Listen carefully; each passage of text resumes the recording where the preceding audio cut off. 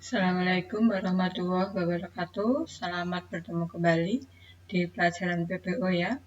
Untuk Jumat kemarin itu memang tidak ada tugas karena hari libur Idul Adha ya. Jadi untuk pertemuan kali ini berarti artinya pertemuan kedua, namun sebetulnya sudah Jumat yang ketiga. Hari ini saya akan sedikit merefresh untuk pelajaran PBO di semester ini ya.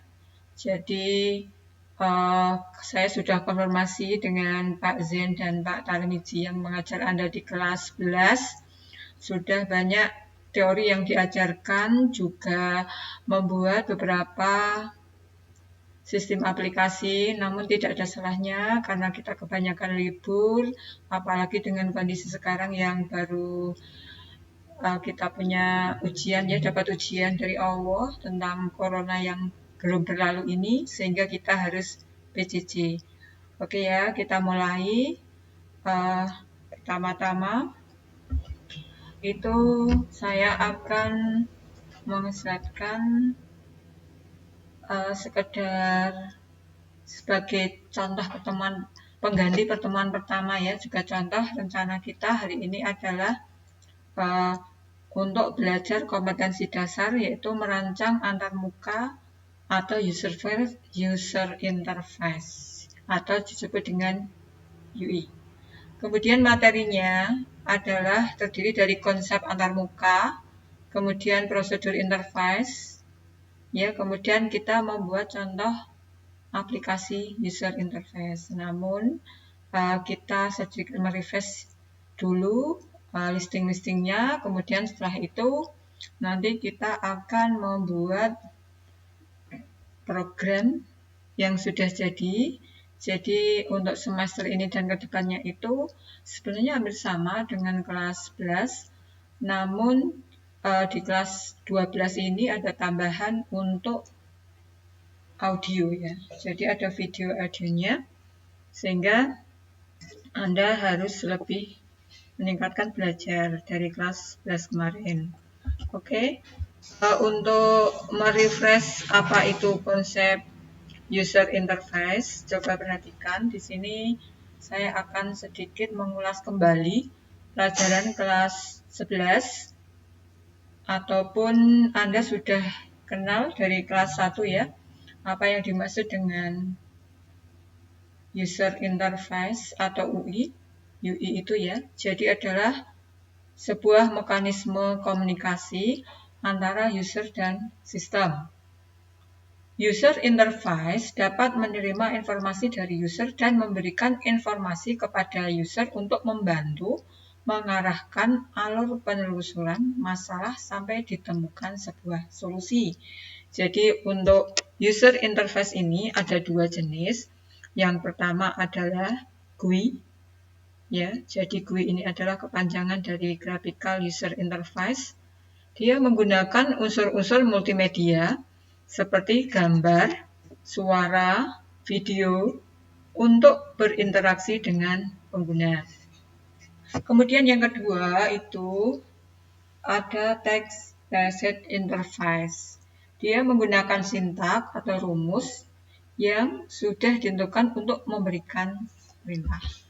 Oke, untuk memulai dari pelajaran yang akan kita dalami, tentunya Anda juga harus mengingat-ingat tentang bahasa prosedural. Jadi untuk PBO ini, dia masuk bahasa prosedural di mana ada beberapa hal yang harus Anda ingat. Yang pertama adalah bahasa prosedural itu adalah serangkaian tugas yang diselesaikan dalam bentuk fungsi dan prosedur. Jadi mereka tidak bisa berpisah. Di sini juga akan ada bagaimana cara Anda memandang dari bahasa ini, yaitu cara pandang adalah dalam program adalah suatu urutan instruksi. Kemudian adanya pemecahan program utama menjadi modul-modul kecil, misalkan dari kelas menjadi objek-objek gitu ya. Kemudian yang harus didalami lagi tentang fungsi dan prosedur itu menjadi fokus yang utama. Kemudian Fungsi dan prosedur ini nanti juga akan memanipulasi data. Data tersebut akan bersifat pasif. Oke ya. Kita kembali ke pelajaran masa lalu tentang objek ya. Jadi apa sebenarnya objek itu? Objek adalah semua benda di dunia nyata yang bisa dianggap dilihat sebagai objek. Contoh, ada kursi, ada meja, ada buku, sepeda, komputer ya. Jadi intinya menggambarkan di dunia nyata ini. Jadi kalau disimpulkan, objek adalah abstraksi dari sesuatu yang memiliki sesuatu yang ada di dunia nyata dan harus dapat dibedakan dengan objek yang lain. Kemudian, kita harus kembali mengingat-ingat apa yang dimaksud dengan kelas atau disebut dengan cetakan atau sering disebut kalau dalam pelajaran NetBeans itu adalah blueprint. Ya, di sini kita harus mengingat-ingat apa sih sebenarnya itu yang ada di dalam definisi kelas secara global. Jadi, kiat-kiatnya yang pertama adalah dia kumpulan objek-objek yang memiliki atribut yang sama. Dia juga tempat untuk membuat objek. Templatnya ya maksudnya. Kemudian dia adalah blueprint yang mendefinisikan variabel-variabel dan metode secara umum. Kemudian dia juga merupakan proses pembentukan objek dari kelas yang disebut dengan instantiation. Kemudian yang terakhir, objek juga disebut dengan instance. Berikutnya, analogi kelas dan objek itu bisa diumpamakan seperti ini. Di dalam proses memasak puding, kelas dianalogikan sebagai cetakan. Tempat puding yang dibentuk, sedangkan objek dianalogikan sebagai puding-puding hasil cetakan-cetakan tersebut. Jadi ada sebuah cetakan, di dalam cetakan itu ada cetakan-cetakan yang kecil. Nah, bisa kalian ilustrasikan juga di sini analogi antara kelas dan objek. Jadi misalkan saya mengambil kelas hewan. Terus yang dinamakan dengan objek itu apa saja? Ada kijang ya. Kemudian ada gajah, singa, burung, anjing, ya, seperti itu. Kemudian, setelah itu kita juga harus mengingat kembali tentang apa yang dimaksud dengan atribut, di mana atribut itu adalah teridentifikasi satu data yang membedakan antara objek yang satu dengan yang lain. Contoh, manusia. Salah satu makhluk hidup, atributnya dia mempunyai ciri-ciri apa? Kalau manusia, atribut itu sama dengan ciri-ciri ya. Ada status, berat badan, tinggi badan, umur gitu ya. Kemudian di dalam kelas atribut disebut sebagai variabel. Terus Anda masih ingat juga tentang behavior ya.